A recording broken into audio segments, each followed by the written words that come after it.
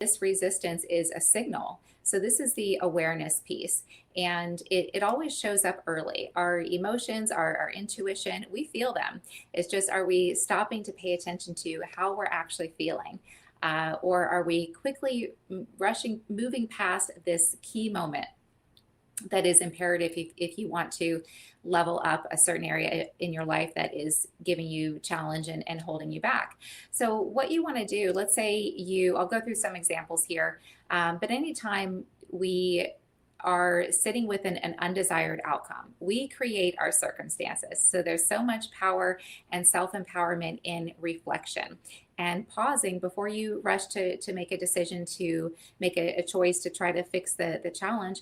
Take a pause and take a look back at what actually happened, and what did you notice. Was there a moment where you felt a hesitation, where you felt a pause, where you realized, I don't think that I have enough information? What was that moment? Sit with the experience and go back and reflect on the moment, and ask yourself if you heeded that moment, the emotion, or if you overrode it, and just moved past it and instead tried to maybe rationalize. Well, I'll go ahead and step into the role, and I'll figure it out, once I step into the role.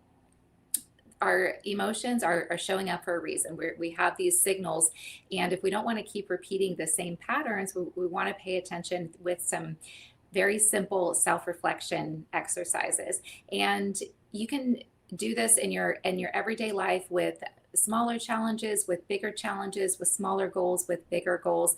And elite performers do this as well. So after action reviews in the US Army, professional athletes, they're going back and replaying the experience, the event, their process, what worked well, what didn't. And this is how you ultimately elevate your performance, and you keep improving, and you stop making the same mistakes. When we make choices without this awareness, it's more of a reaction and less of a choice. And there's so much power in your choices. You have the ability to make new choices, create new outcomes, and ultimately create the life and the circumstances that you want, whether it's in your career or in your hiring processes. And